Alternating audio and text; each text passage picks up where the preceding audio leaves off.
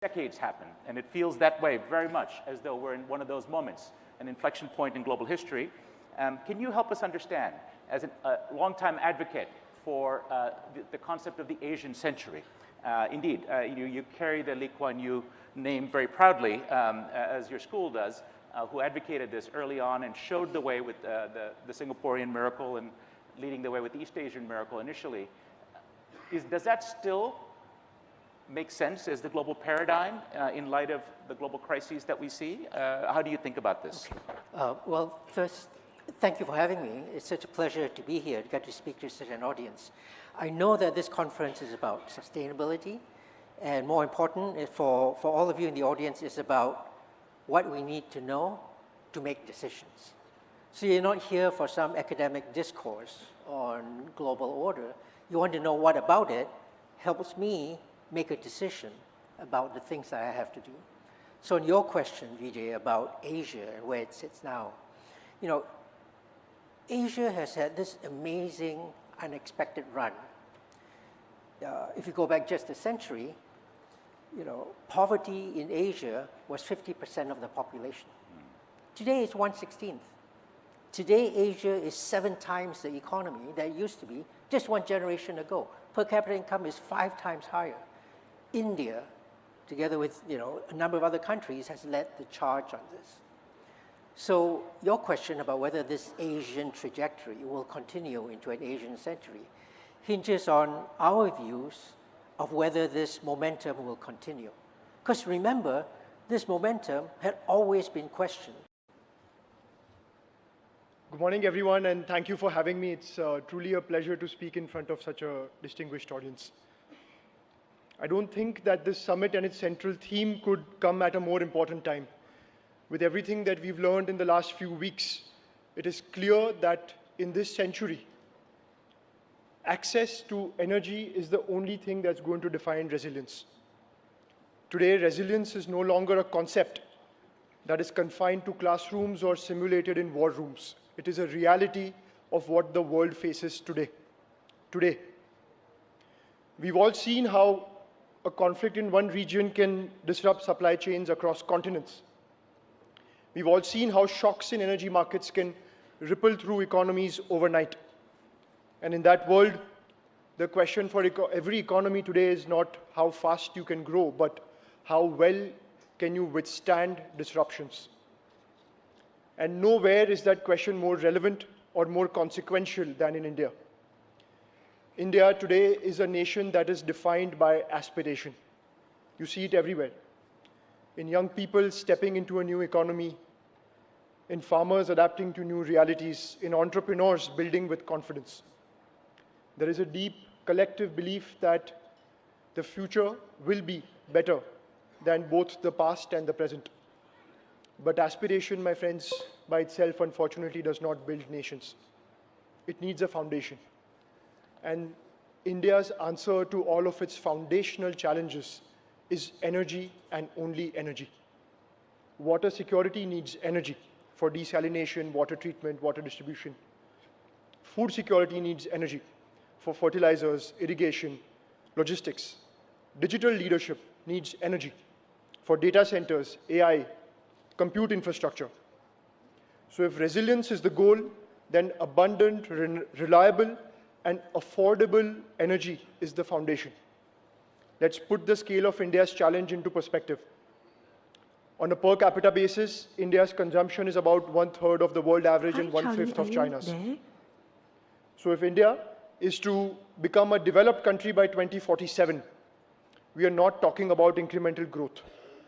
We are talking about a structural leap. We're talking about adding nearly 2,000 gigawatts of new capacity to the India's energy grid over the next 2 decades. All this while ensuring that this energy remains affordable, accessible, and increasingly clean. That, my friends, is the scale of the opportunity, and that's India's most defining challenge. When you look globally, countries that have built resilience at scale have always done one thing exceptionally well. They've always secured their energy foundations. Most developed and prosperous countries are either energy independent or have built deep strategic energy partnerships. We don't have to look very far, as Vijayji was alluding to earlier, to find a more relevant example. China, despite being constrained in both oil and gas just like India, has systematically invested in significant energy resources domestically. They've built strategic reserves, and they've strengthened and hardened supply chains.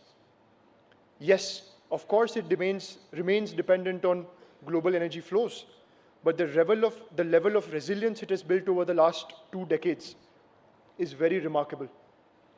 And the outcome is not just energy security. It is industrial strength, economic stability, and global competitiveness. For India, the path forward is clear. We must electrify everything. We must reduce structural dependence on imported energy. We must build an energy backbone that is anchored in resources that are available within our country. That is India's only credible path to long-term stability.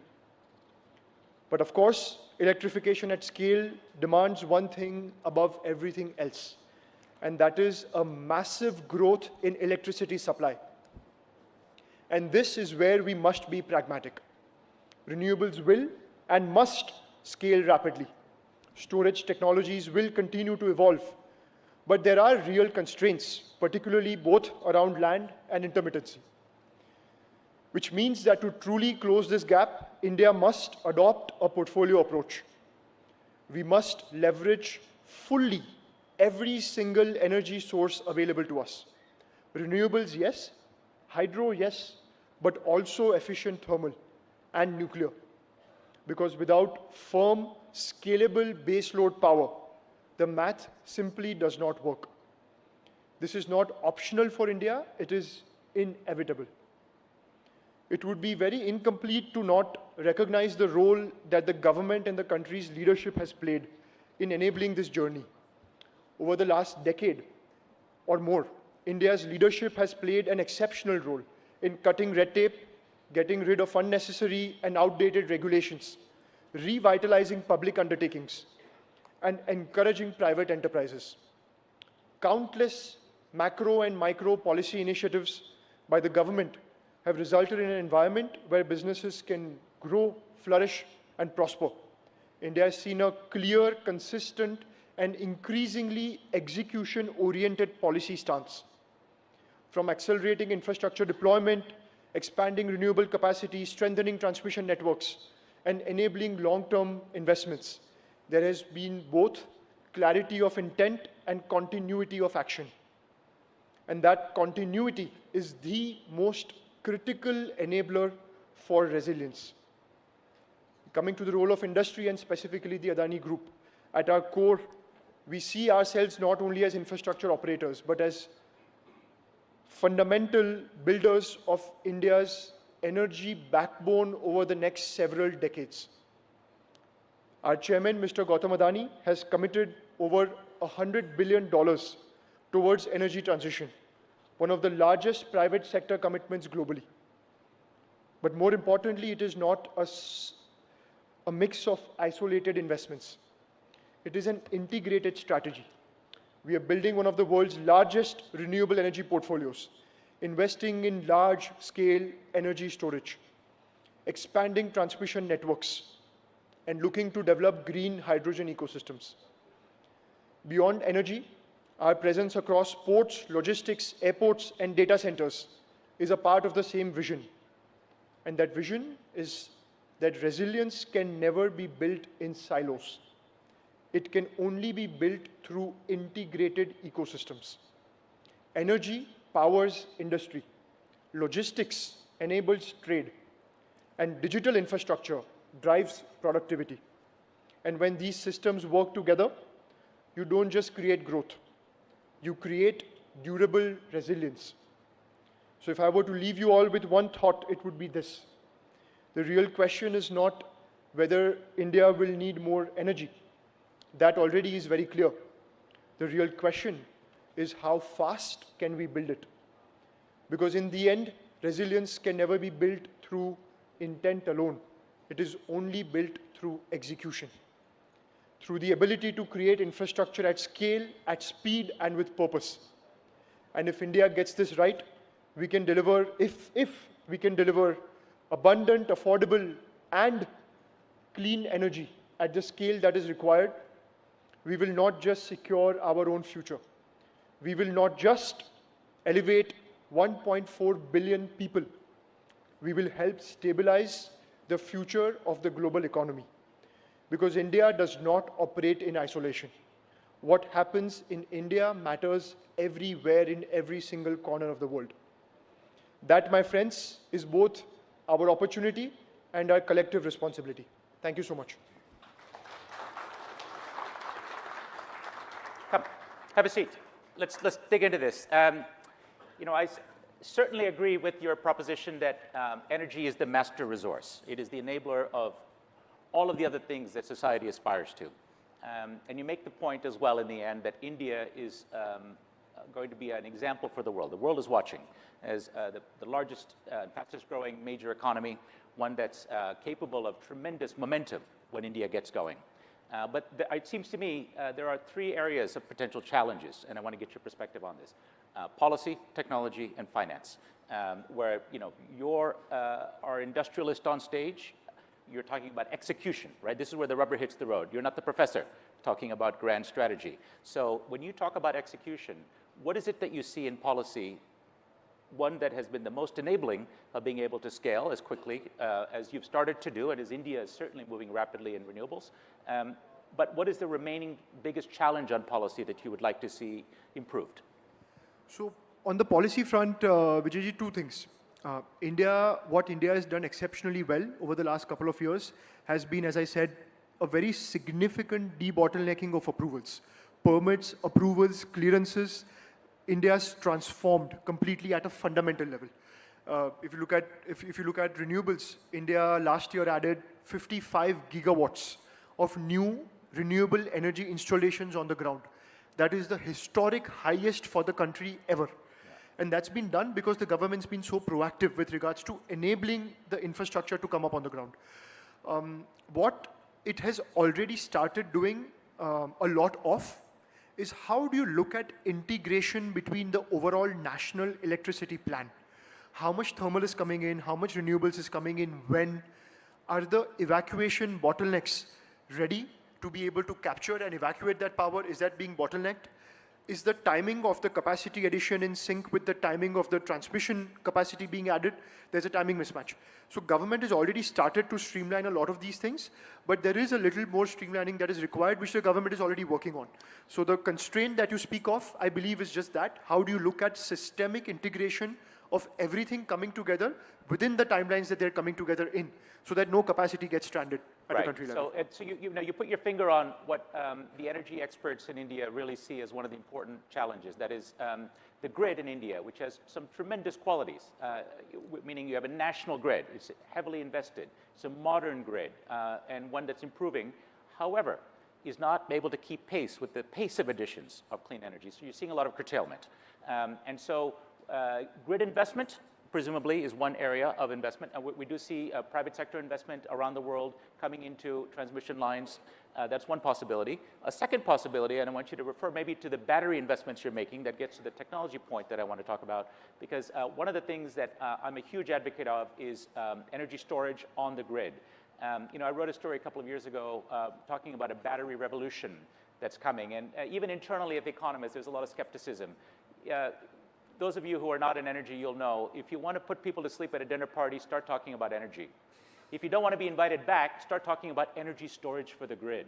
You'll never be invited back, right? But this was the #1 story on The Economist website globally for a week, even with competition of Trump in the Middle East and so on, because when one really looks at the battery revolution that's ongoing, the collapse in prices, the improvement in durability and longevity, the potential to transform clean energy from one time of day to another, if the rules are right and incentivize time shifting. So talk a little bit about that, because I know you have big plans for BESS, as it's called, battery energy storage for the grid. Yes. I was able to see some of this at firsthand, where you're scaling this up. but it depends crucially on the ability to monetize this, and only some places in India, as of now, have time of use pricing, for example, or other measures. So what can be done to accelerate this trend? No, I think, first of all, your thesis is absolutely right. I think energy storage is an inevitability in India going forward, and at scales which no one would have possibly thought of or imagined.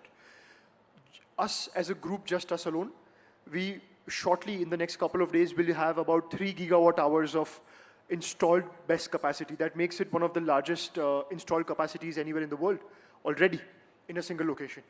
But that's not even the point, because our internal plan is to add between 10 to 15,000 megawatt hours, 10 to 15 gigawatt hours every year going forward. Now, this is not free, right?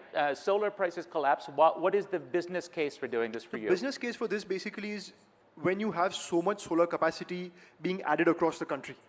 There is a time of a day where all those capacities are generating power together. Well, when it's hot, when it's sunny hot, during and the when day. it's sunny during the afternoon. Sure. That's not necessarily always when the grid requires power. Right. Which leads to a drop in terms of grid prices. Right. So instead of supplying that electricity directly into the grid at that point in time, you can just use that energy to store in the batteries. So you arbitrage, you do the time difference. Exactly. But that only works if you get paid for it later. Which India grid allows you to charge for. Right. So what we are doing today as a group, as our economic program is, we discharge 100% of that electricity into the grid between 6 and 10 p.m., which is evening peak hours. So the rates in the grid go somewhere between 8 to 10 rupees per unit at that time versus, let's say, 2.5 during the day. Right. So obviously batteries are expensive, so the economics have to work. But the evening peak that the country has available today gives us enough. So no further reforms are needed. You're 100% satisfied. Completely, 100%. Okay, well, you heard it here first. I'll tell the minister when he turns up as well. No need to do anything more. These guys keep building everything that they've promised, unlike some others. That's why we're building on the ground what we're building, Right. because we're comfortable with what the framework is. Let's talk about finance. This is obviously enormous amounts of capital that's going to be required to build out the green energy revolution, in tandem with continuing to keep the lights on with firm power that you talked about, the continued need to have, whether it's nuclear or thermal or whether it's battery energy storage firming. The early parts of the round-the-clock auctions, which are meant to address this, they have not been as successful as hoped, for example. So, what is the financing model if it's not the auctions? How is this going to be paid for? So, Vijayji, we as a group always look at PPAs as just commercial instrumentalities of delivering power. What's real at the end of the day is there is a certain demand and there is a certain supply. And there is a certain price that either the DISCOM or the consumer is willing to pay for a certain kind of power, looking at the overall affordability index in India. So that's the only thing that's real. PPAs and everything is just, they're synthetic instruments, the way we see it. So what is our focus? Our focus is to make sure that we generate an electron at the cheapest possible rate in the country. Because if we are the cheapest, no matter what cost is to generate or not, no matter what cost is to store it, as long as lights are on, our power will flow. So that's how we look at economics at a fundamental level. But to be honest, yes, financing about this remains is a difficult proposition, just because of scale, because of the sheer volume of capital that is required to fund this. But it's not just volume, right? I mean, the cost of capital in India still remains higher than it is in developed markets, for example, although it's lower than it is in Africa, let's say, where the world has a higher perceived risk in doing business in Africa. You're in more developed capital markets. But accessing capital, you're paying more than an American developer in Texas would pay. You're absolutely right. But at the same time, the cost of constructing projects is significantly lower. So if you look at both those things put together, the delivered cost of electron into the grid, which includes the financing cost, which includes the construction cost, which includes everything. India is one of the lowest cost of electron generation places anywhere in the world. We have 2 minutes left, so I'm going to press you on one final point, and that is something that's going to increase your costs, I would put to you. I'll challenge you. That is meeting the government objectives of supply chain domestication. I know that unlike many other players, you've been able to move upstream in the solar chain into ingots, into wafers. You're talking about polysilicon, although that's a very big step to take where the Chinese are very cheap and effective. Doesn't this increase the cost? Even if it improves, let's say, resilience and domestic Indian manufacturing ambitions, aren't you guaranteeing that power will be more expensive as a result of these investments? Of course, the cost of power will increase. Of course, the cost will go up because when China manufactures north of 500 gigawatts, India is at 50. Why not say thank you to the Chinese taxpayer for subsidizing these goods and welcome these products? Why are you reinventing the wheel? Because we go back to the same theme, Vijayji, of resilience. Because what every interdependence, what the world has taught us over the last couple of weeks is that every single interdependence is a vulnerability. And when it's times of stress, times of war, times of difficulty, times of, not a very pretty global environment, every one of these interlinkages can be used to exert strategic pressure and influence. That is something India has learned. That is something I believe all of us have learned with whatever we've seen over the last couple of weeks. And the lesson that India has learned and the leadership in India has decided for what the right way for the country is going forward is that we need to make sure that we domesticate our supply chains no matter what the cost is. Because equally as there is a proposition of taking the advantage of Chinese taxpayers subsidizing it, there is equally a prerogative for the country where if they overnight increase, for example, we have no capacity here and they know that. And if you overnight increase prices by 40, 50%, what can you do as a country? You'll have to immediately halt all renewable energy additions. So in a way, the capacity addition is not so much as a cost, but also as a hedge for any other country anywhere else in the world to think twice before taking a step of this sort. So resilience doesn't come for free, but it may be an insurance worth paying for. Absolutely. Okay. That's what I believe. We're just out of time. I see the red lights are flashing. Please join me in thanking Sagar Adani for joining us on stage. Thank you so much. Thank you. Appreciate it. Appreciate your time. Thank you so much. Thank you. Thank you. Let's get a photo.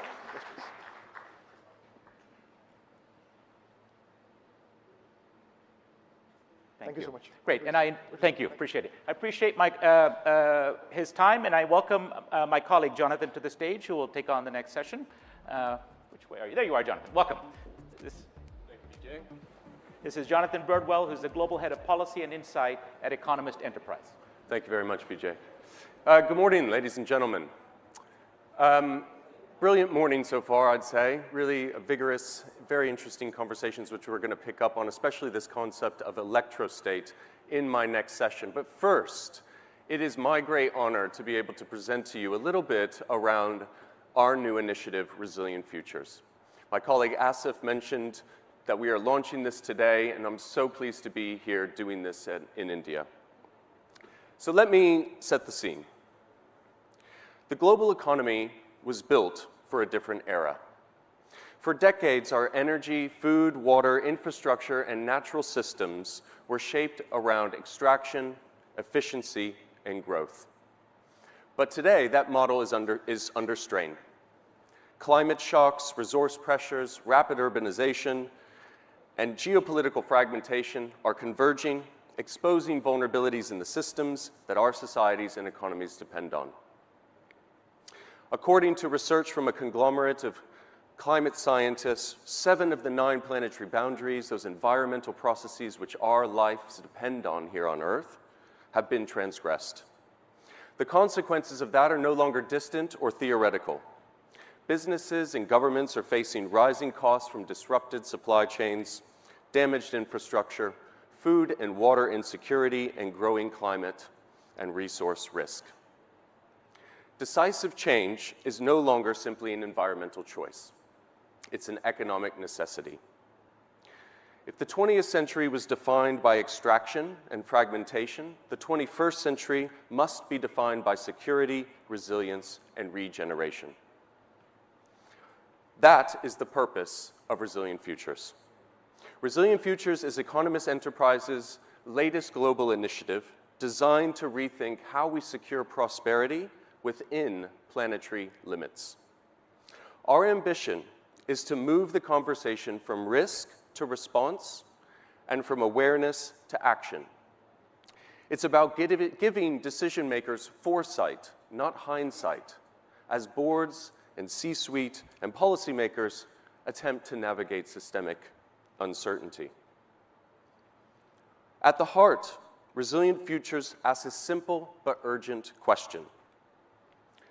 How can economies become more secure, adaptive, and regenerative, and still grow?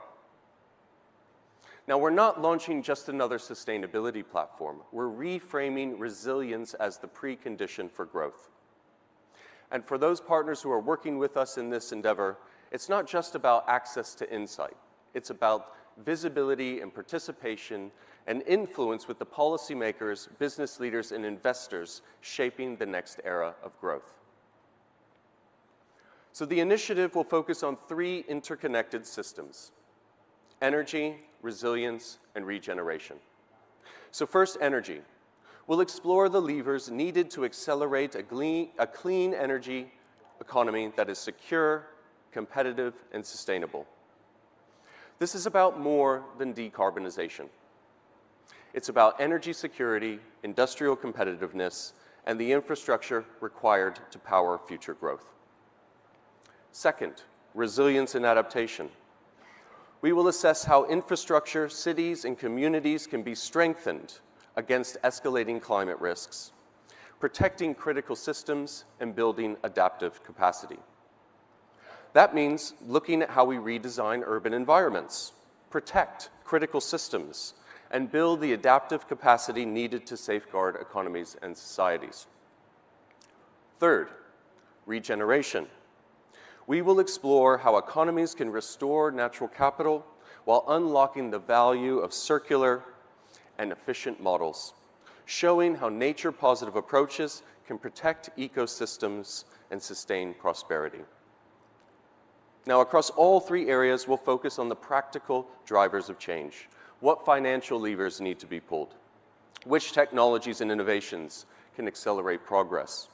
And what policy changes are required to build resilience across these interconnected systems?